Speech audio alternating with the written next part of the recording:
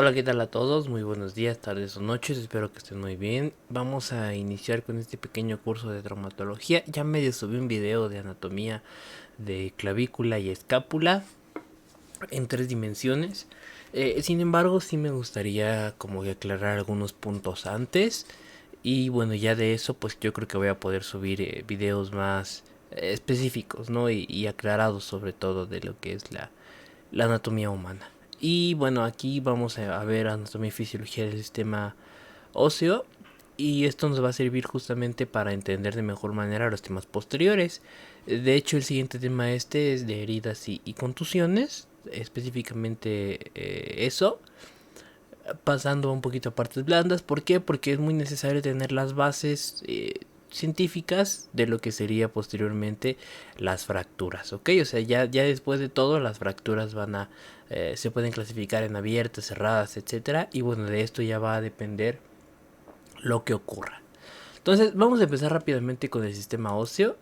Y bueno, vamos a darnos cuenta que el sistema óseo, que el sistema esquelético es básicamente la unidad básica, bueno, el hueso es la unidad básica del sistema esquelético, ¿ok? El sistema esquelético es este eh, sistema que está acoplado al aparato locomotor, que bueno, nos brinda funciones importantes como cuáles, el sostén, por ejemplo, la columna vertebral, ¿no? O sea, sin la columna vertebral nosotros no podríamos tener este sostén del cuerpo porque, bueno, une todo lo que es el tórax con, bueno, el tórax con la cintura escapular y la cintura de la parte inferior, ¿ok? La protección, por ejemplo, en la caja torácica que nos protege las grandes vísceras, ¿no? El cráneo que también nos protege lo que es el cerebro y todo el tejido blando asociado, pues bueno, es protegido en gran medida por lo que son los huesos. La movilidad, les repito, acoplado al aparato locomotor y junto a músculos, nos permite todos aquellos movimientos que de prono, supino, extensión, flexión, abducción, etcétera, no todo este tipo de movimientos muy grandes que tenemos como seres humanos. También la homeostasis de minerales, de hecho, el principal almacén de todo el calcio en el organismo, se dice que es alrededor del 99% de todo el calcio del organismo está en los huesos. Y de hecho esto es bien importante cuando veamos alguna enfermedad como la osteoporosis, que es básicamente una disminución de la densidad ósea. ¿Qué quiere decir esto? Que por cada unidad de tejido, por así decirlo, hay muchísimo menos calcio del que debería haber y por lo tanto esto causa que el hueso sea poroso, como su nombre lo dice, pero principalmente que sea como débil, ¿no? Eso es lo más característico.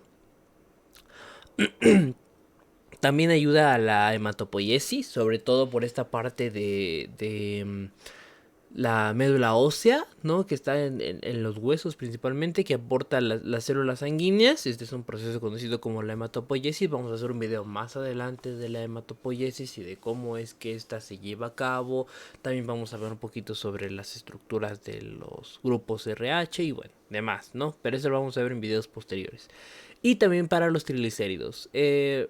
Un punto importante es que la médula ósea se va a dividir en dos, ¿no? En una médula ósea roja y una médula ósea amarilla. La médula ósea roja es la que ya platicábamos anteriormente, ¿no? La de la hematopoiesis, es decir, esta médula que ayuda a la formación de células sanguíneas. Mientras que la médula ósea amarilla es parte de lo que son, bueno, es una transformación de la médula ósea roja. Y bueno, básicamente esta médula ósea amarilla se encarga de producir triglicéridos porque bueno, se convierte básicamente en tejido adiposo, ¿ok? La estructura básica de un hueso es bien interesante porque, por ejemplo, aquí tenemos lo que probablemente sea un, no sé, un número, ¿no? Este es un hueso random. Simple y sencillamente, cuando pensamos en hueso, esa es la forma característica de un hueso, ¿no? Esto es lo que nos imaginamos siempre que pensamos en hueso. Y por ello vamos a mostrar la estructura básica de un hueso. Un hueso se va a componer de una parte superior, que es esta que está aquí, o se denomina epífisis. De hecho, todo lo que sea epi va a ser básicamente un prefijo que significa sobre, ¿ok? Entonces siempre que escuchen epifisiario, epidídimo, epi, todo eso, básicamente es algo que está sobre algo, ¿no? Entonces aquí va a ser la epífisis, es decir, que está encima de la fisis, ¿no? De la línea fisaria. Entonces aquí vamos a tener a la epífisis, que es esta zona de aquí. Y esta zona se caracteriza básicamente por, como dice aquí, estar llena de tejido esponjoso, es decir, de hueso esponjoso. Que lo que genera esto básicamente es que le permite una movilidad, un sostén y sobre todo una estructura característica, ¿no? Que es básicamente esta fuerza de resistencias a la compresión, ¿ok? Básicamente esto nos ayuda a que el hueso sea esponjoso, sea de cierta manera móvil y que además nos ayuda a suprimir esta compresión. Ahora, eso sería en cuanto a la epífisis. Ahora vamos a tener una metáfisis, que es básicamente un punto continual de la epífisis. Antes vamos a mencionar a la diáfisis, ¿ok? La diáfisis es la porción más larga de todo hueso largo. ¿Por qué? Porque, bueno, hay algunos huesos, como los huesos planos, que como tal no presentan estas estructuras, pero sí presentan los tejidos, y a ese tipo de huesos se le denomina diploicos. ¿Por qué? Porque básicamente son un hueso esponjoso que está rodeado por hueso compacto, ¿no? Y hay dos tipos de hueso, esto lo vamos a ver un poquito más adelante, pero bueno, grosso modo hay dos tipos de hueso, un hueso esponjoso y un hueso compacto. El hueso compacto se caracteriza por estar lleno de sistema de Havers. ¿Qué quiere decir esto? Las osteonas, ¿no? Está llenísimo de osteonas, por todos los lados tiene osteonas. Y el hueso esponjoso se caracteriza por estar lleno pero de trabéculas. Este carece de osteonas, pero sí tiene lo que son trabéculas. Entonces, y estas trabéculas básicamente son como estas líneas, como de esponjita básicamente, que es justamente lo que le da la apariencia esponjosa. Es como les digo, la diáfisis va a ser la porción más larga del hueso y por tanto la más resistente, porque está llena de hueso compacto o de tejido compacto. Así como dice acá, o sea, está llenísimo de tejido compacto y es básicamente una de las principales razones por las que esta sea una zona muy resistente, que de hecho es súper importante. Ya vamos a ver más adelante cómo se pueden clasificar las fracturas y cómo las podemos cómo les podemos poner su nomenclatura, pero bueno, es importante saber en qué región anatómica, perdón, del hueso pues ha ocurrido una lesión. Porque de esto va a depender el tratamiento, el método clínico, la racionalización y sobre todo la individualización del paciente, ¿ok? Entonces, la diáfisis sería este punto más largo. La diáfisis se divide en tres porciones. Una diáfisis proximal, una diáfisis media y una diáfisis distal. ¿Ok? Entonces básicamente serían estas tres porciones. La epífisis, se me olvidaba comentarlo, se divide en otras dos porciones. Lo que es una diáfisis proximal y una epífisis, perdón, distal. Entonces sería epífisis proximal, epífisis distal, diáfisis en su tercio proximal, diáfisis en su tercio medio y diáfisis en su tercio distal. Y la epífisis aquí también se va a dividir en dos, una epífisis proximal y una epífisis distal, solo que esta sería como la extremidad inferior. Por ejemplo, si este es un fémur, diríamos en la extremidad inferior del fémur, por ejemplo, si hay una lesión acá, a nivel de la epífisis distal, ¿ok? O en la extremidad superior del fémur, a nivel de la epífisis proximal, por ejemplo, ¿no? O sea, que sea hasta arriba. Pero bueno, eso ya lo vamos a ver más adelante cuando clasifiquemos lo que son las fracturas. Entonces, la diáfisis sería este punto más largo de todo el hueso, que es este que está aquí, este que viene hacia acá. La epífisis es el punto superior. Y entre ambos, o sea, entre ambas zonas, entre lo que es la epífisis y la diáfisis, va a existir una zona que se llama la metáfisis. Esta zona es muy importante porque sobre todo va a albergar algo que se llama la línea epificiaria, ¿no? Que es este que viene aquí, o línea epifisaria como muchos le dicen también. Esta línea lo que modula es básicamente el crecimiento. Se podría decir que es como una matriz ósea, por así decirlo, que básicamente lo que genera esta matriz ósea es que pues el crecimiento del hueso sea hacia lo largo, ¿no? Este crecimiento real.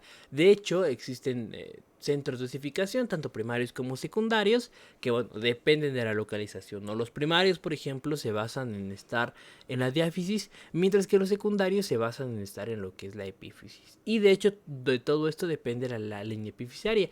Cuando ocurre una lesión al nivel de esta línea epifisiaria, como es la que marca básicamente el crecimiento de un hueso, puede generar que la articulación, cuando ya el niño crezca, sea muy mala. ¿Qué quiere decir esto? Que por ejemplo un bracito que se haya lastimado pero a nivel de la línea metafisiaria, pues bueno, cuando el niño crezca, ¿qué es lo que va a generar esto? Que básicamente sea un brazo que es disparejo, ¿no? Porque uno va a ser más corto que otro. O así en cualquier hueso, por ejemplo, sobre todo es muy notorio en los huesos que son acompañados, ¿no? Tanto el radio, cúbito y la tibia y peroné, ¿no? Por ejemplo, se supone que el radio es un poquito más bajo que el cúbito, ¿no? Porque el cúbito se articula de forma directa con lo que es el húmero a través del olecranon y de la coronoides. Pues bueno, aquí lo que ocurre es que en ocasiones puede que el radio, que no se articula de esa forma, sino que se articula de una manera distinta, pero sobre todo llega a los huesos de la mano, el escafoides y el semilunar, pues bueno, puede que como se ha fracturado, este hueso tenga una proporción extraña. Y esta proporción extraña que tiene el hueso es caracterizada justamente porque hubo una lesión a nivel de esta línea epifisial. Entonces, lo importante de la metáfisis son dos cosas. Uno, que está entre la epífisis y la diáfisis, o sea, su posición anatómica. Y dos, que básicamente contiene una línea epifisiaria, ¿no? Y esta línea epifisiaria básicamente es la que va a remarcar el crecimiento del hueso.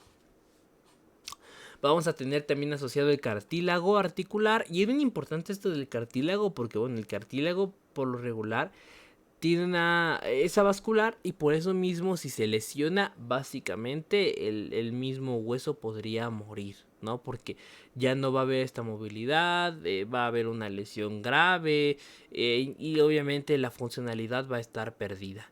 Entonces eso sería en cuanto al cartílago articular. El periósteo es una capa que recubre al hueso por fuera. Básicamente es una pequeña como telita que está encima de los huesos, que básicamente lo que ayuda es aportar nutrientes al hueso también. Y obviamente también a lo que es el crecimiento. De hecho, una de las funciones más importantes del periósteo es justamente dar factores de crecimiento.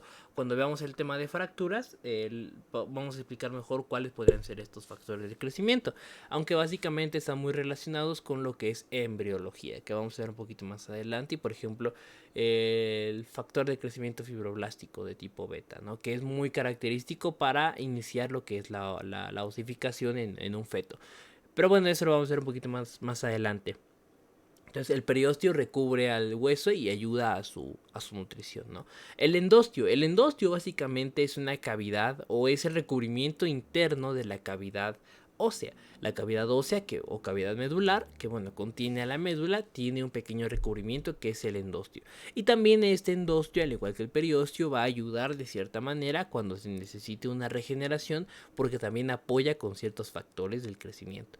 Y finalmente la cavidad medular, ¿no? La cavidad medular, que es en donde se encuentra la médula ósea, que esta médula ósea, pues bueno, como ya platicábamos anteriormente, va a ayudar a lo que es tanto la hematopoiesis y a lo que son los triglicéridos, dependiendo del estadio en el que se encuentran. Conforme nos hacemos mayores, básicamente la médula ósea amarilla toma o empieza a tomar el lugar de la médula ósea roja, ¿no? Y por eso es que en pacientes geriátricos básicamente es un poquito más difícil de que de esta hematopoiesis, ¿no? Porque poco a poco pues bueno va disminuyendo la función. Ahora, si nos vamos un poquito a la histología, es decir, la parte medular, por así decirlo, la parte central, la parte celular de lo que es nuestro hueso, pues bueno, vamos a darnos cuenta que el 15% de toda la estructura en promedio, estos son datos del libro de histología de Gardner, si lo quieren buscar por ahí, es 15% de agua, ¿ok? Es un atlas de histología. Entonces, el 15% de todo el contenido del hueso es agua, ¿ok? 30% va a ser colágeno, pero ojo, aquí es bien importante hacer una diferenciación de qué tipo de colágeno está. Si el colágeno es aquel que sea de cartílago, que esto es súper importante para, por ejemplo, conocer el mecanismo de fracturas y su recuperación. Si el colágeno es de tipo 2, pues bueno, estaremos hablando de que es un tejido cartilaginoso.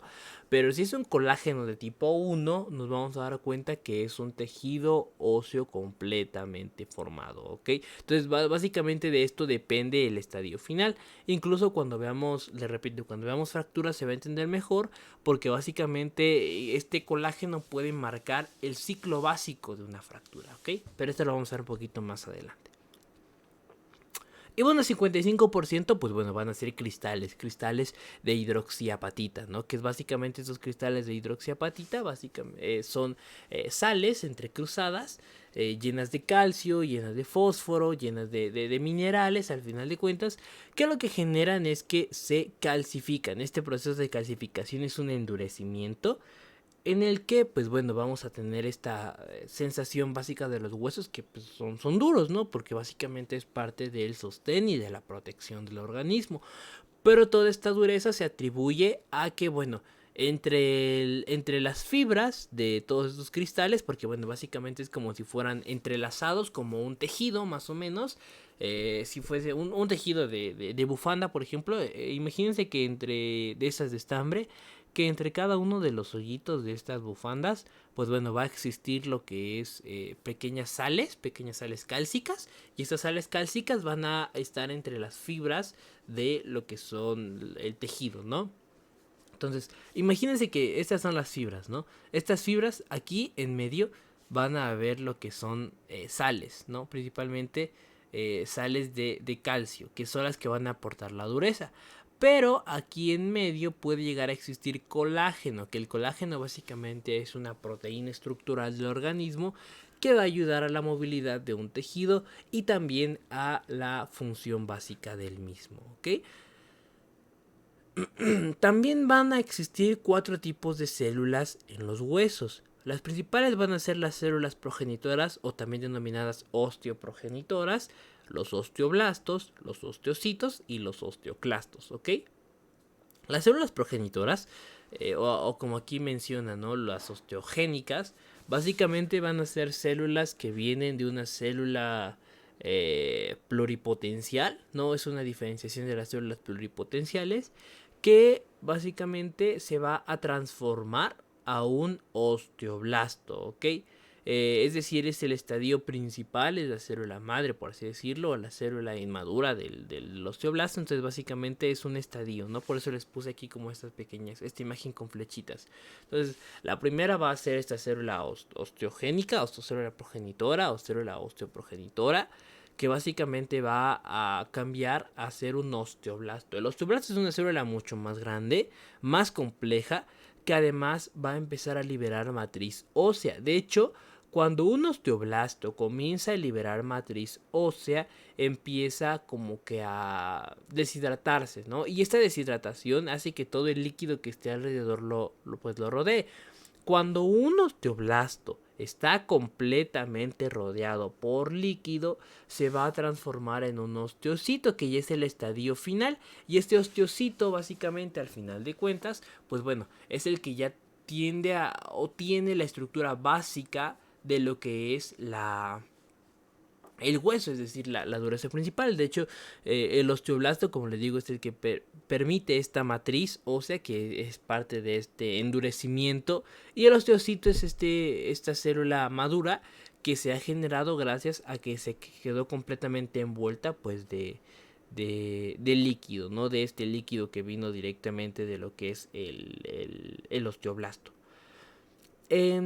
Básicamente, este osteocito, cuando empieza a hacer sus formaciones, vamos a ver, creo que tengo una imagen más adelante, va a ser justamente un sistema de conducción, que este sistema de conducción va a tener muchísimo que ver con lo que son las fibras transversas y estas fibras circundantes, ¿no? De lo que es el hueso.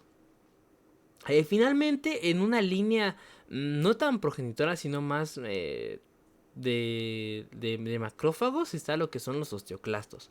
Los osteoclastos básicamente se encargan de consumir aquel tejido extra para que el hueso no esté deforme. Y esto obedece a una ley que se llama... obedece a algunas leyes, ¿no? Tanto a la ley de Wolff o de Wolff, la ley de Wolff, perdón, y pues bueno, algunos principios básicos de lo que es la la anatomía básica, ¿no? De los huesos. Como que el hueso con mayor función se desarrolla antes, que el hueso más largo se desarrolla antes, el que tiene más presión también va a tener cierta movilidad. Y la ley de Wolf básicamente es eso, ¿no? Que cualquier presión sometida a un hueso va a deformarlo o va a caracterizarlo de una manera que básicamente sea la necesaria, ¿no? Es decir, si yo tengo un hueso que está completamente presionado, pues bueno, esa presión va a modular el crecimiento y va a crecer según esa presión, ¿no? Por eso es que tenemos, por ejemplo, a nivel del hueso parietal, las incisiones de lo que es la arteria meningia media, ¿no? Por ejemplo, o a nivel de lo que es entre la cuarta a la séptima torácica de los cuerpos vertebrales está la inserción de la aorta, ¿no? Entonces, básicamente cambia muchísimo entre cada una de las estructuras. Entre cada una de las estructuras cambia muchísimo, ¿no? Perdón por el mensaje. Entonces, básicamente, cuando veamos fracturas, nos vamos a dar cuenta que es un proceso regulado tanto por osteoblastos como por osteoclastos.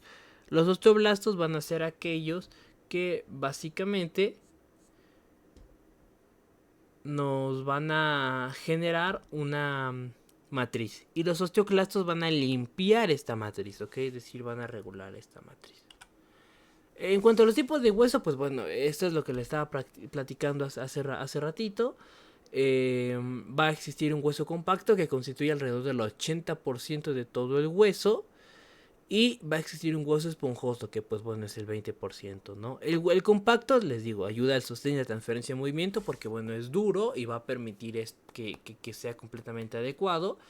Y va a tener osteonas. Estas osteonas tienen algo que se llama el conducto de Havers, que es este que viene aquí, que vas, ojo, no confundir sistema de Havers con conducto de Havers. El conducto de Havers es aquel conducto central, eh, vertical de el sistema arterial, ¿ok? Porque hay otros que están acá que se llaman conductos de Bachmann, pero eso lo vamos a ver un poquito más adelante. Entonces, aquí tenemos a los conductos de Havers. Y este sistema en general, de hecho, uno de los principios básicos para que se formen las osteonas, que es básicamente este sistema circular, es que justamente hay una arteria o un vaso sanguíneo en medio, ¿no? Este vaso sanguíneo que está en medio es el que va a generar justamente que los osteoblastos liberen su cantidad de matriz, se envuelvan por completo y se transforman en osteocitos. De hecho, esto que está aquí se llaman, bueno, aquí le pusieron como lamaelas, ¿no? Pero en realidad lo podríamos llamar como laminillas, ¿no? Que son estos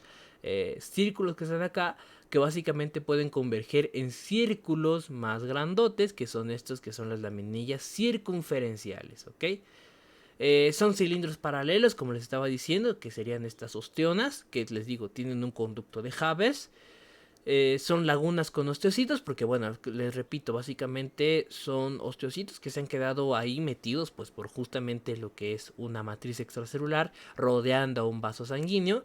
Y este conducto de Havers pues tiene una comunicación amplia de nutrición, es decir, tanto tanto esta laminilla, con esta laminilla, con esta de acá, van a estar intercomunicadas por ciertas uniones histológicas, ¿no? Y estas uniones histológicas básicamente van a ser las que permitan una mejor nutrición del hueso.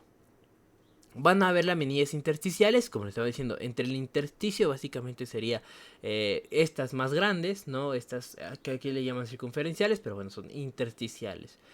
Los conductos de Bachmann, que básicamente los conductos de Bachmann son este tipo de conductos que no son verticales, sino que son horizontales, ¿no? Estos básicamente comunican osteonas con osteonas, ¿no? Porque una osteona, les repito, o conducto de Havers con conducto de Havers son sobre todo verticales. Y cuando hay una comunicación entre ambos, va a ser una comunicación horizontal dada por estos conductos de Bachmann, ¿no? Aquí hay otras estructuras importantes que pues no son como tan relevantes. Por ejemplo, las fibras de Sharpey, que es básicamente las que envuelven o las que permiten una mejor unión del periósteo, el vaso sanguíneo del periósteo, el endostio, que aquí ya está recubriendo. etcétera, ¿no? Pero bueno, eso lo vamos a ver un poquito más adelante. Y para el curso de lo que es traumatología, vamos a ver más adelante las fracturas y el mecanismo de cómo toda esta maquinaria celular genera una recuperación importante. Y sobre todo vamos a tener las medidas circunferenciales, tanto externas como internas. Las externas, que bueno, básicamente son las que van a dar hacia el exterior, hacia el periósteo, y las internas, que son las que dan hacia las ostionas, ¿ok? Ahora, pasando al hueso esponjoso, les digo, no tiene ostionas. Este hueso esponjoso carece de ostionas. De hecho, esa es la diferencia principal y más relevante. Constituye el 20% y sobre todo se caracteriza por tener muchísimas trabéculas. Todo esto que está aquí es una trabécula, ¿ok? Todo esto que está aquí son trabéculas. Y todas estas trabéculas que tenemos aquí pueden generarse o pueden configurarse como tejido diploico. Este tejido diploico básicamente va a ser un hueso esponjoso que va a estar rodeado por hueso compacto, que es como lo que ocurre, por ejemplo, en los huesos planos, los huesos del cráneo, los huesos del frontal, etcétera.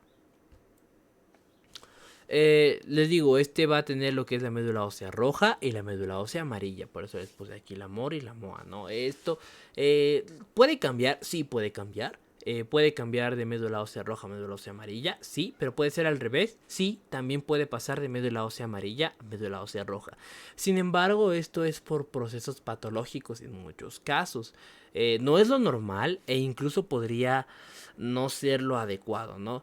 El hueso esponjoso, su función principal es que transfieren cargas y lo hace liviano. Ojo, el anterior transfería movimiento, este transfiere cargas, ¿no? Es decir, como les decía, ayuda a lo que es la fuerza de compresión y que el hueso, pues bueno, tenga como esta parte, como un resorte, ¿no? Básicamente, como la suspensión de un carro, que es básicamente como para transmitir estas cargas y que no sea como tan difícil de pasar en un terreno un poquito más peligroso, más áspero.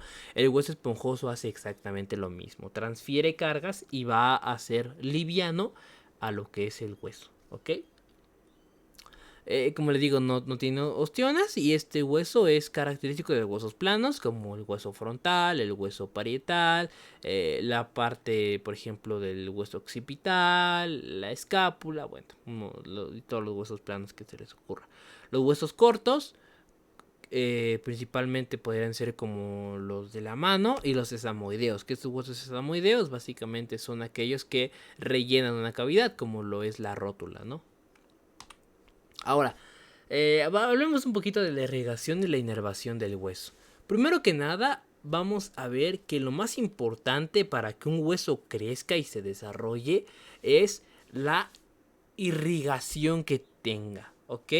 La irrigación que tenga es muy importante porque justamente gracias a esta irrigación va a tener una característica necesaria de decir, bueno, pues tengo muchos nutrientes para poder crecer bien o no tengo nutrientes y por lo tanto crezco mal, ¿no? Y obviamente otros factores, como la línea epificiaria, el nivel, etcétera, genéticos incluso, pero bueno, grosso modo es básicamente una irrigación e inervación del hueso. Lo primero es la arteria perióstica, que la arteria perióstica va a ser esta arteria que rodee por completo el periósteo y que además le dé a este tejido su nutrición, que es súper importante porque esta nutrición es la que va a hacernos muy útil cuando sea, por ejemplo, una fractura y necesitemos componer a lo que es el hueso, ¿no? Es decir, necesitemos darle factores de crecimiento, necesitemos darle vitaminas, minerales, pues para que crezca fuerte, ¿no? Y como estaba antes.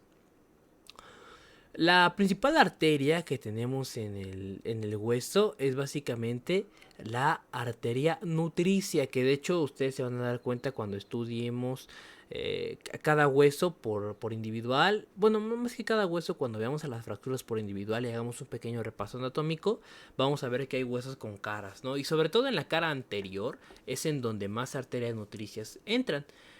Sobre todo esta arteria nutricia va a penetrar por la porción, por lo regular entra por la porción media de la diáfisis. Acuérdense que la diáfisis tenía 3 porciones o 3 tercios, ¿no? El tercio proximal, el tercio medio y el tercio distal. Por lo regular, la arteria perióstica entra a nivel del tercio medio, es decir, en esta porción media de lo que es la diáfisis y se distribuye hacia ambos lados, tanto a lo que es la epífisis superior como a la epífisis inferior. Así como dice en este punto de acá, ¿no? Que puede ser de diáfisis a epífisis. Y ya por dentro se ramifica en arterias más pequeñas. Esta arteria puede ser única o puede ser múltiple. O sea, esto depende de cada hueso y de básicamente la posición anatómica en la que se encuentra. Si es un hueso muy grande, por ejemplo, que necesita muchísima sangre o que tiene muchísimas entradas anatómicas, pues bueno, va a tener más nutricias, ¿no? Pero si es uno por lo regular, va a tener solamente una nutricia. Una nutricia, ojo, no quiere decir que sea su única arteria, tiene más, pero digamos que la arteria nutricia, la principal, la que le lleva sus características básicas, es esta. Esta ayuda a lo que es, como les decía, la hematopoiesis y la nutrición, sobre todo para el transporte de células sanguíneas y la nutrición porque, bueno, lleva todo este tejido oxigenado, ¿no? Recordemos que la sangre arterial es básicamente oxigenada y la sangre venosa es desoxigenada. Vamos a tener también arterias metafisiarias. ¿Qué quiere decir esto? Que básicamente son arterias que van a ayudar a lo que es el crecimiento porque, bueno, acaban directamente en lo que es la línea epifisiaria. Vamos a tener las arterias epifisiarias, que bueno, básicamente las arterias epifisiarias van a ser las que rodeen al pericondrio. Ojo, veíamos que el cartílago está vascular, pero su pericondrio sí es vascular. De hecho, si se daña el pericondrio, básicamente el cartílago muere y por lo tanto el hueso también va a morir. Entonces, las arterias epifisiares, que son las que ayudan a lo que es la epífisis, a veces, la mayoría son ramas de la nutricia, aunque también pueden ser ramas de la perióstica, ¿no? Esto depende básicamente de cada tejido. Y sobre todo, estas arterias epifisiales son las que se acompañan de, o bueno, las arterias epifisiales son de las arterias pericondrales, ¿no? Es decir, las pericondrales bajan hasta lo que es las epífisis. Y las venas, bueno, básicamente son venas satélites. ¿Qué quiere decir esto? Que son venas que van a llevar desde dentro de la estructura hacia afuera, que acompañan a una arteria, ¿no? Si tenemos una arteria nutricia, vamos a tener una vena nutricia, que es la que recoge todo lo que ya el despapalle metabólico y de desechos. Y bueno, esto ya, con eso terminamos, ¿no? Lo que es el ciclo. Vamos a hablar un poquito sobre el desarrollo embrionario de los huesos. ¿Por qué? Porque es importante saber de dónde vienen, ¿no? Y aquí hay unos pequeños factores que me gustaría mostrarles. Lo principal es recordar que existía una pequeña notocorda. ¿Qué cosa es la notocorda? Bueno, aquí está una representación básica de la misma, ¿no? Recordemos que básicamente hacia la tercera semana de gestación se desarrolla lo que es el tubo neural, ¿no? El tubo neural empieza a crecer y por debajo otra estructura que se llama notocorda. Básicamente la notocorda se divide y va a dar a lo que es, o bueno, más que se divide, da a lo que son las estructuras de los somitas, que los somitas son unas pequeñas como prolongaciones que están en esta región de acá.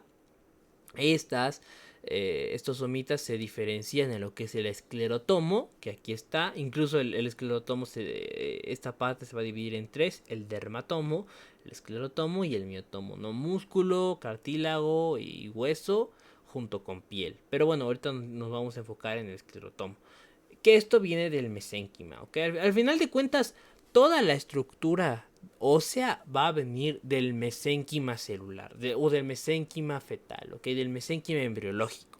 De ahí va a venir toda la estructura ósea. Va a existir una condensación, que básicamente la condensación es esta diferenciación celular que ocurre, porque es un proceso en el que todas las células empiezan como a aglutinar, y esta aglutinación va a empezar a ser como una explosión embriológica. Ahora, existen dos procesos básicos para lo que es la osificación y el desarrollo de los huesos. El primero es la osificación intramembranosa, que es propia de los huesos planos.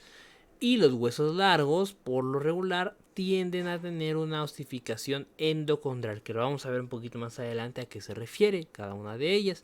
Pero les adelanto que, por ejemplo, la intramembranosa quiere decir que desde el mesénquima pasa casi directamente a hueso, mientras que la endocondral pasa de mesénquima, luego pasa a cartílago y al final, o sea, el estadio final es hueso. Es decir, hay un punto medio, ¿no? Que sería el cartílago. Está regulado de múltiples formas. Principalmente hay que recordar que no tenemos como una estructura única en el cuerpo, y que pues todos regulan a todos. Y bueno, aquí por ejemplo están los genes SOX, los BMP5, los BMP7, los de beta-catenina y los factores de crecimiento fibroblástico de tipo beta, ¿no? Por ejemplo, que de hecho este factor de crecimiento fibroblástico de tipo beta o TGF beta es básicamente uno de los más importantes cuando veamos la recuperación a nivel de fracturas, ¿ok? Que esto lo vamos a ver un poquito más adelante. El cartílago comienza a crecer hacia la quinta semana de gestación. Básicamente esto es porque ya estos genes han interactuado y esta diferenciación celular ha sido importante. Y bueno, hacia la quinta semana empieza este crecimiento del cartílago, principalmente presentando centros de condrificación. Ojo, hablábamos de centros de osificación anteriormente, que había un primario y un secundario. El primario que se ubicaba principalmente en lo que era la diáfisis, y el secundario en lo que es la epífisis, ¿no? Pero bueno, aquí hay centros de condrificación. ¿Qué es lo que hacen estos centros de condrificación? Podríamos verlos como que son análogos a lo que es los centros de osificación, porque bueno, van a presentar un centro primario y un centro secundario. Estos, al igual que los centros de osificación, en vez de que sean osteoblastos, van a liberar condroblastos, ¿ok? Estos condroblastos que liberan dan matriz extracelular, al igual que los osteoblastos. Si lo recuerdan, un osteoblasto daba matriz para transformarse en osteocito, ¿no? Pues bueno, estos condroblastos dan matriz para transformarse en condrocitos. Y estos condrocitos son la unidad básica de lo que es el cartílago. De hecho, aquí les puse una pequeña representación, ¿no? Que esta condrina que es aquí es la matriz extracelular, y estas células cartilaginosas llamados condroblastos, ¿no? Y su diferenciación, que poco a poco van a liberar esta matriz, y cuando queden completamente rodeados, pues van a ser condrocitos. Y esto que genera, nos va a generar cartílago hialino, fibrocartílago y cartílago elástico. Que es importante recordar que aquí en este periodo va a haber colágeno de tipo 2, ¿ok? Y bueno, ya después este cartílago hialino, por ejemplo, el fibrocartílago y elástico, que van a evolucionar conforme existe el crecimiento, van a llegar hasta lo que son las articulaciones sinoviales, ¿no? O llegar a ser articulaciones sinoviales. Mientras que el hueso, por el contrario, se va a caracterizar por tener una matriz ósea llena de fibrillas, lo que veíamos anteriormente, ¿no? Con estos cristales de hidroxiapatita, por ejemplo, y que estos cristales, al final de cuentas, van a ser los que le van a dar una estabilidad y una fuerza necesaria al hueso. Además de que, bueno, la osteogénesis y la condrogénesis va a estar regulada por la vasculatura, es decir, entre más vasos sanguíneos se tengan, pues más rápida va a ser este tipo de crecimiento. Vamos a ver más adelante de embriología. Ahorita simplemente es para entender de mejor manera lo que es el desarrollo de los huesos, ¿ok?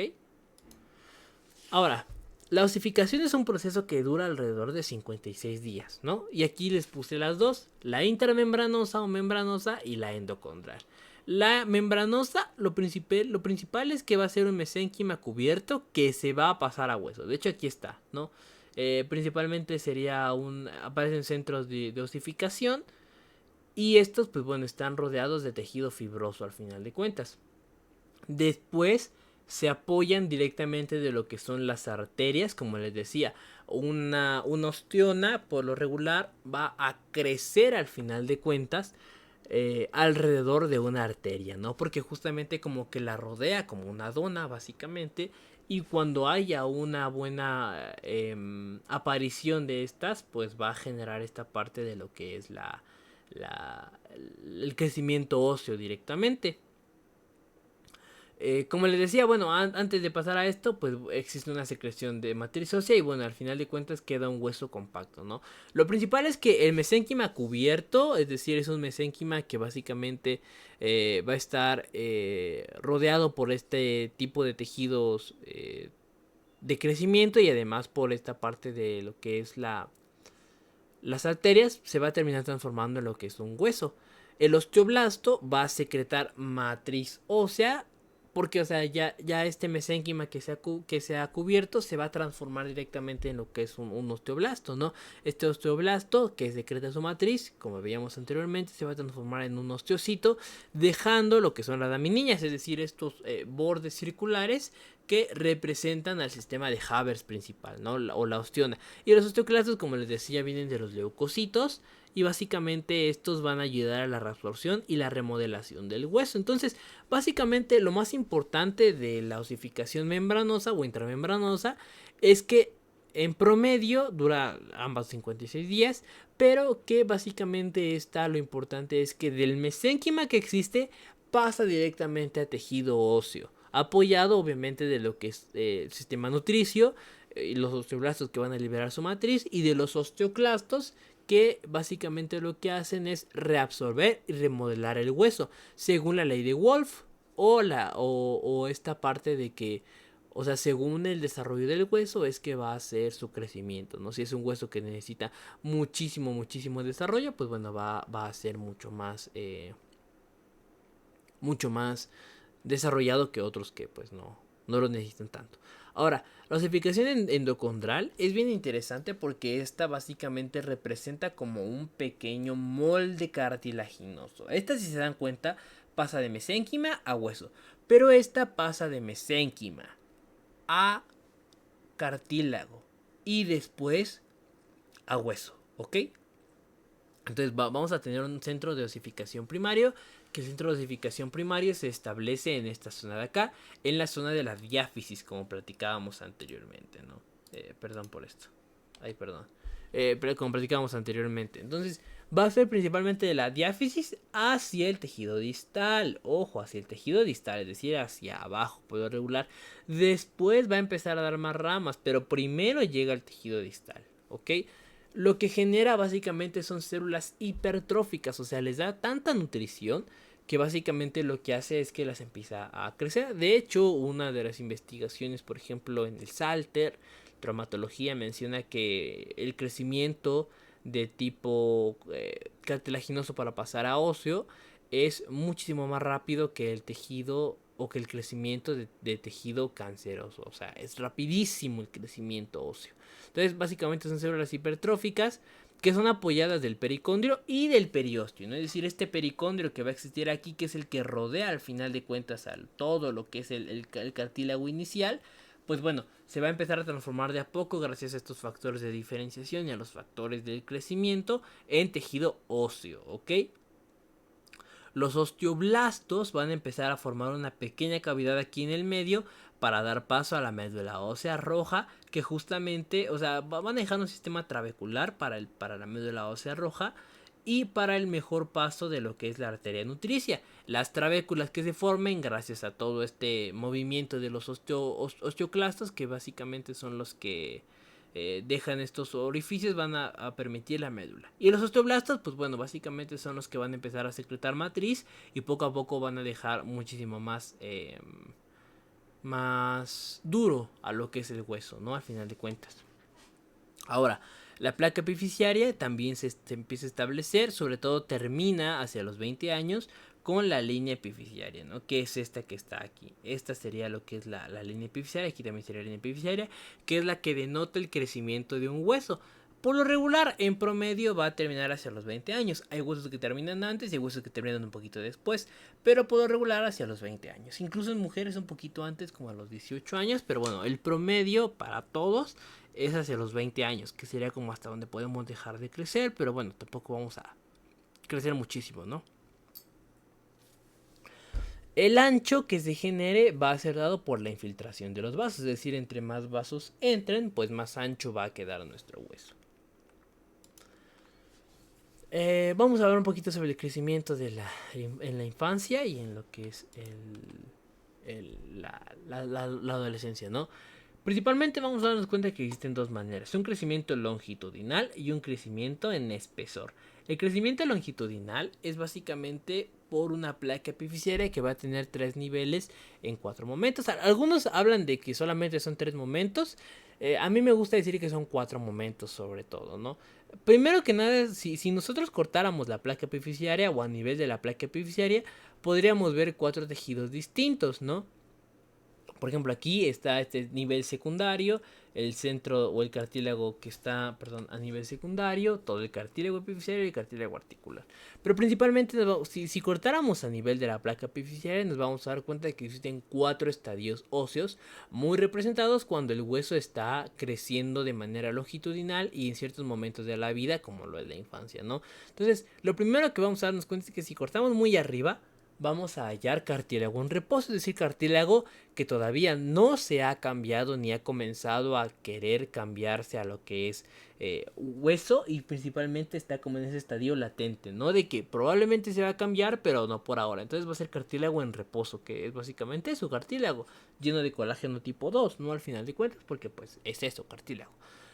Más abajito, o sea, si cortamos esa capa de cartílago en reposo, vamos a encontrar cartílago proliferativo, perdón. Este cartílago proliferativo es básicamente aquel que ya ha sido estimulado por los factores del crecimiento y que está empezando a dividirse, está empezando a pasar justamente de este cartílago a pasar a tejido óseo. Y cuando pase a tejido óseo, pues bueno, va a estar esta parte de lo que es los osteoblastos y la matriz, etcétera.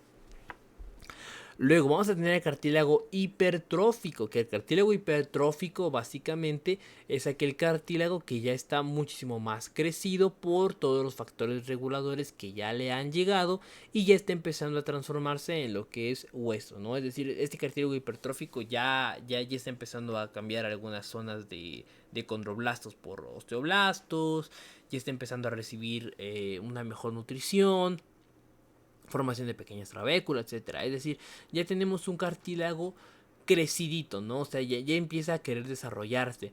Y después vamos a tener el cartílago calcificado, que el cartílago calcificado es básicamente hueso en toda la extensión de la palabra, que ya ha tenido este desarrollo por parte de lo que es los osteoblastos, ya tiene lo que es todas las arterias nutricias, ya es adecuado al final de cuentas. El reemplazo, como vimos anteriormente, es progresivo, o sea, no es como que todo sea de jalón ni que tarde muchísimo, sino que es poco a poco. Sobre todo en esta clasificación primaria es donde empieza primero, aquí, ¿no? O sea, aquí ya es, mientras aquí ya es clasificado, hasta arriba todavía está en reposo. ¿Por qué? Porque, bueno, sigue en crecimiento todo lo que es el hueso, ¿no? Esto es el crecimiento longitudinal. Las lesiones, como les digo, sobre todo a nivel de aquí, a nivel de la línea epifisiaria, nos pueden generar un mal crecimiento a futuro porque causan deformidades. Y alrededor de los 20 años es en donde ya se termina de formar la línea epifisiaria, ¿no? Tanto para hombres, mujeres, huesos más largos, etcétera. O sea, en promedio, ¿no? Hay huesos que son antes, hay personas en las que son antes, hay personas en las que son un poquito después, pero bueno, grosso modo sería hasta los 20 años. Eso sería en cuanto al crecimiento longitudinal. Ahora, el crecimiento en cuanto a espesor, principalmente es por aposición, es decir, poco a poco se van sumando todo lo que son las osteonas, es decir, te va una, luego va otra, luego va otra, y así empiezan a formarse poco a poco, como que si fueras envolviendo con vendas cada vez más y más y más y más a un tronco, ¿no? Es decir, envuelves a un tronco, luego le vuelves a poner otra capa, le pones otra capa, le pones otra capa, etcétera, ¿no? Las arterias van a dar surcos con los osteocitos, que son estos canales básicamente de Havers, que son los que permiten el paso constante de las arterias a nivel vertical, pero recordar que a nivel horizontal hay una comunicación gracias a los conductos de Volkmann, ¿no? O de Volkmann, como lo quieran llamar. Como les digo, se desarrollan gracias al envolvimiento del vaso, es decir, todo lo que son los osteocitos rodean al final de cuentas a lo que es una arteria y crecen y se desarrollan a partir de ahí, a partir de esa arteria, que es la que al final de cuentas van a querer rodear. La formación de osteona con el vaso en medio, la estructura que veíamos anteriormente, ¿no? Y es parte de lo mismo que le estaba comentando pasado, de que, bueno, básicamente la arteria se ve envuelta por el osteocito. Y se generan las minillas circunferenciales, que son las que delimitan tanto las osteonas unas con otras. Ahora, vamos a ver que existen algunos factores de remodelación ósea. O sea, no todo es lo mismo, perdón. O algunos factores de remodelación ósea. Lo principal es que va a existir una resorción ósea y es un reemplazo continuo. ¿Qué quiere decir esto? Que los huesos todo el tiempo se están cambiando. O sea, todo el tiempo están remodelándose. Todo el tiempo están estando ahí. O sea, cambiando sus sales, etcétera. Todo el tiempo están haciendo eso. Pero bueno, básicamente tienen un reemplazo continuo. Se dice que alrededor de todo este lapso de resorción ósea, en una resorción ósea adecuada, se pierde alrededor del 5% de toda la masa ósea. Sin embargo, dependiendo del estadio de la persona, pues bueno, va a generar que justamente tengamos un crecimiento mejor, ¿no? Básicamente si es como que se renueva, ¿no? Esta renovación de la piel, pero si tenemos una deficiencia como la osteoporosis o una disminución en la densidad ósea o dificultades nutrimentales, pues bueno, todo este reemplazo no va a llevarse a cabo. Este tipo de resorción va a variar en cada hueso. Hay algunos que son más rápidos, otros que son más lentos, etcétera. Varía en cada hueso. Y básicamente va a eliminar hueso malo o dañado, ¿no? Como vemos aquí. Por ejemplo, aquí va a ser los osteoclastos empiezan a limpiar esto. Por ejemplo, aquí hay algunas fases, ¿no? Que es básicamente todo. Pero a estas fases ahorita no le vamos a hacer caso. Lo principal aquí es que justamente, por ejemplo, viene el osteoclasto, limpia de cierta manera, los osteoblastos luego vienen a querer terminar con su matriz, o sea, secretan su matriz, generan osteocitos, luego va a haber tejido óseo neoformado poco a poco y bueno, ya para finalizar va a haber otra vez tejido óseo al 100, ¿no? Pero esto es sobre todo por la eliminación de hueso malo o dañado o también según las características que el hueso necesite. Esta parte de la ley de Wolf, ¿no? Tengo otro video de generalidades del sistema musculoesquelético que también lo pueden ver. Y bueno, depende de la necesidad también del hueso, ¿no? Es decir, si es un hueso que está en constante movimiento, si es un hueso que está, por ejemplo, recién dañado o así, pues bueno, va a ser un hueso al que se le va a dar toda la prioridad al final de cuentas. Los osteoclastos van a dejar un agujero, ¿no? Que es básicamente básicamente el mecanismo fisiológico de lo que ocurre aquí, o fisiopatológico, si lo quieren ver de esa manera, es que un osteoclasto se da cuenta de que hay un tejido dañado, ¿no? Por todas las enzimas y proteínas que libera ese tejido dañado, además de la ley de Wolf. Los osteoclastos básicamente van a generar un pequeño agujero, luego llegan los osteoblastos para repararlo con calcio y fósforo, que bueno, estas son las concentraciones a nivel sérico. 8.5 del calcio y 2.4 de lo que es y 2 de lo que es el fósforo. Y estos osteoblastos que reparan, bueno, van a dejar un tejido neoformado, limpio por así decirlo, que es el adecuado. Y después cuando otra parte del tejido vuelva a estar dañada, los osteoclastos van a volver a dejar agujeros, los osteoblastos reparan y así están por todos los tiempos hasta que no exista ningún tipo de alteración, ¿no? ¿Cuál alteración sería? Principalmente la osteoporosis, ¿no? O una disminución de la densidad ósea. Vamos a hablar también sobre los factores de regulación y bueno, los factores de regulación principalmente los minerales, calcio, fósforo, magnesio incluso, aunque lo principal es el calcio, o sea, el 99% de todo el calcio del organismo está en los huesos. Las vitaminas, sobre todo la vitamina D, vamos a ver un poquito más adelante cómo es el mecanismo de la vitamina D. Y las hormonas, sobre todo las hormonas sexuales, por ejemplo, los andrógenos y demás, son las que modulan el estirón porque, o sea, no solamente actúan a nivel de los genitales, ni gónadas, ni de caracteres sexuales. También actúan a nivel de lo que es otros tejidos. Y estos otros tejidos en los que actúan, un ejemplo, es justamente los huesos. Y modulan el crecimiento a nivel vertical, ¿no? Como veíamos, el crecimiento a lo largo. Los andrógenos y los estrógenos, como les digo, básicamente son estas hormonas que son hormonas sexuales y al final de cuentas van a generar un crecimiento adecuado en los huesos. Y van a tener una regulación positiva y negativa, es decir, si necesitamos crecer, pues bueno, se van a dar, pero si ya son muchas, pues se tienen que eliminar. O sea, es una retroalimentación constante de todo, es un ciclo que no debería ser alterado, pero en muchas personas lamentablemente se ve alterado y por lo tanto hay estas deficiencias de crecimiento como el gigantismo o el enanismo. Y bueno, ya casi para ir terminando, nos vamos a dar cuenta que va a existir el calcio y actividad física, ¿no? Al final de cuentas el calcio, les repito, va a ser un 99% el que va a estar dentro de los huesos. El calcio es muy necesario, además de ser este regulador de los huesos y de dar la resistencia, es un cofactor. De hecho, si ustedes recuerdan, por ejemplo, para la concentración o para lo que es la contracción muscular se precisa calcio, ¿no? Para el corazón se precisa calcio. Para las funciones básicas del riñón se precisa calcio. O sea, El calcio también está como un segundo mensajero, ¿no? En esta parte, por ejemplo, de inositol trifosfato, de acilglicerol y demás en los sistemas, por ejemplo, de las proteínas G, etcétera. O sea, el calcio es súper importante en nuestro organismo.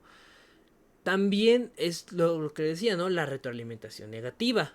¿Qué quiere decir esto? Aquí les puse un pequeño diagrama importante de lo que ocurre. A ver, si hay poco calcio dentro de nuestro organismo, por alguna razón hay hipocalcemia, se activa una hormona que es la hormona paratiroidea o la PTH, es decir, se eleva esta hormona que son justamente viene de unas pequeñas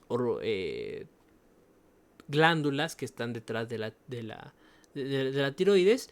Pues bueno, se eleva esta PTH y esto lo que genera es activar el adenosino monofosfato cíclico para generar actividades de segundo mensajero en la sangre. ¿Esto que va a generar? Va a generar que exista más una liberación de hormona que se llama calcitriol, que lo que hace es generar una mayor reabsorción tubular y también una reabsorción a nivel del intestino, así como o sea, como quitarle calcio a lo que es el hueso. Es decir, cuando yo tengo poco calcio en mi sangre, lo que voy a hacer es recuperar calcio de donde yo pueda, ¿no? Tanto de mis túbulos renales, como de mi hueso, como de mi intestino, ¿no? O sea, yo necesito de donde yo pueda sacar calcio, sacarlo en ese momento. ¿Y qué pasa por el contrario? Cuando tengo muchísimo calcio, se activa la hormona calcitonina. Esta inhibe los osteoclastos porque esta que está aquí, este calcitriol, activa a los osteoclastos para que rompan un poquito de calcio de los huesos y este se libere a la sangre para que nos sirva como cofactor. Pero aquí lo que ocurre es que básicamente genera una inhibición de los osteoclastos, por lo que estos ya no van a romper al hueso y por lo tanto no nos van a liberar calcio y van a generar una recaptación ósea, es decir, por ejemplo a nivel del túbulo renal, en vez de que reabsorba, va a tirar calcio, por así decirlo, va a excretar calcio a través de la orina. En el hueso se va a empezar a acumular de mejor manera y en el duodeno va a empezar a absorber menos calcio, ¿no? Al final de cuentas. El intestino. Entonces, en cuanto a las cargas mecánicas, van a ser igual a la resorción adecuada. ¿Qué quiere decir esto? Que entre más movimiento o entre más presión o entre más toda esta parte tenga un hueso, mejor va a ser su resorción. Es decir, mejor va a ser esta parte de lo que es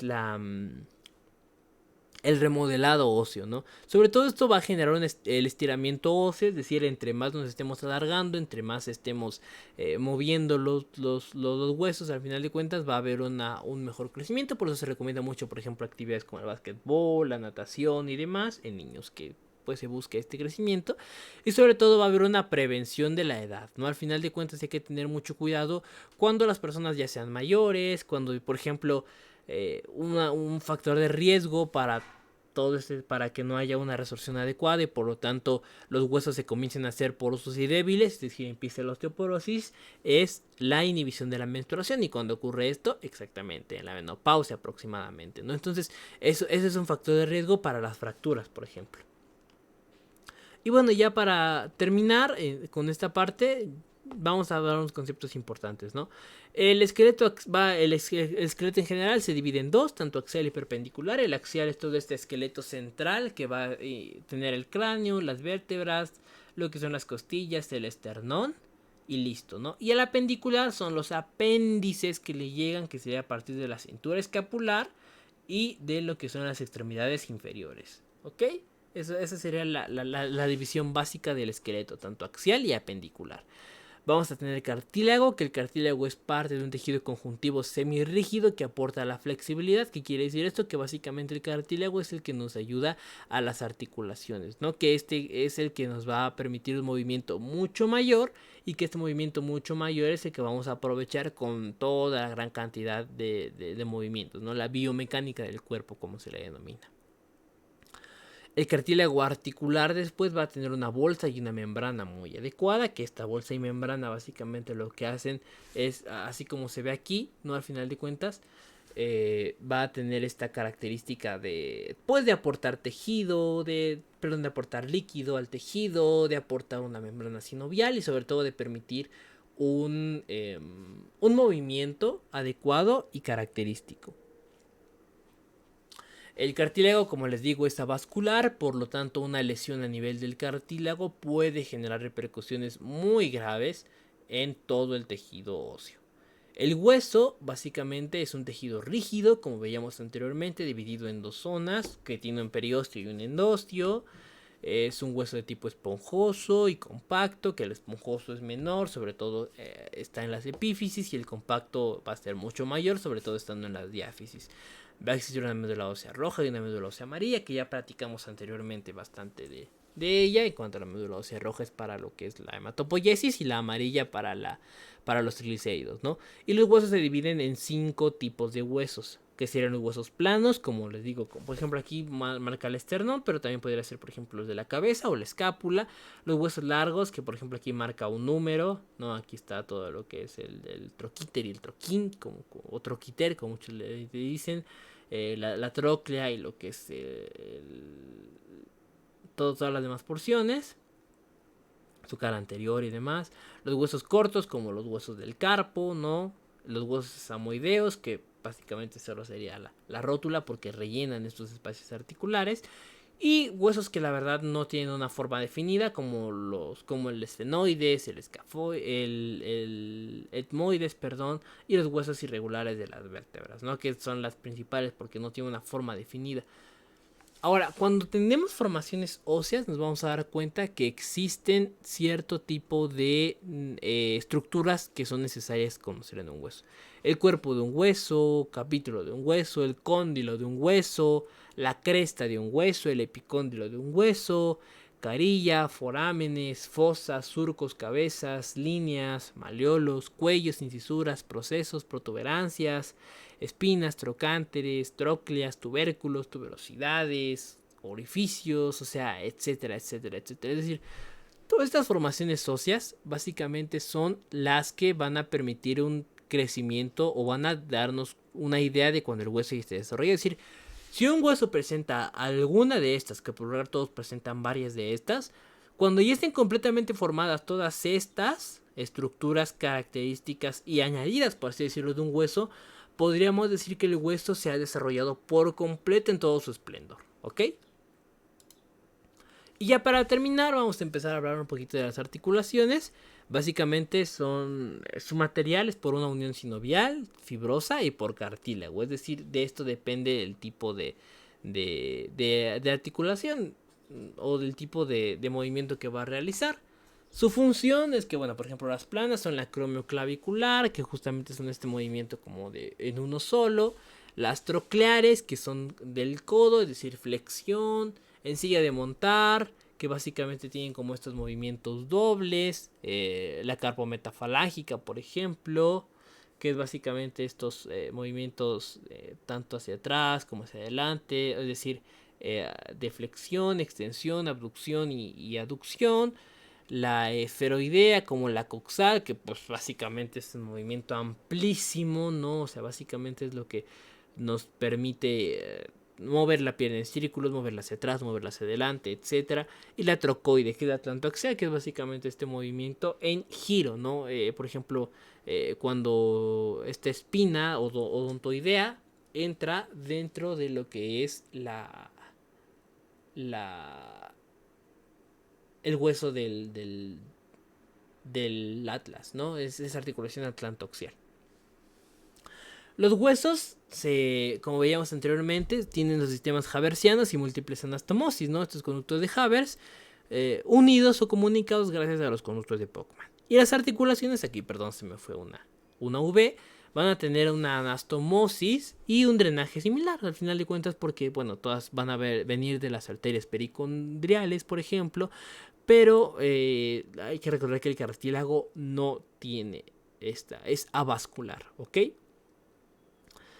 También vamos a tener una inervación, que es básicamente, sobre todo en el periósteo, va a ser por el sobreestiramiento del hueso, por eso es que veré muchísimo en las fracturas Y también va a tener una parte de la propiocepción, que bueno, estos van a ser algunos factores que vamos a ver un poco en un curso sobre el sistema nervioso que voy a poner más adelante, pero estos van a ser justamente sobre los distintos usos, ¿no? Usos para dar la señal de qué tanto está articulado o sea, el grado de articulación que tiene el hueso, la posición en la que se acomoda el hueso, todo eso son señales que recibe el sistema nervioso y las debe de interpretar. Y la ley de Hilton, que es parte de lo mismo de esta propiocepción que tiene el organismo.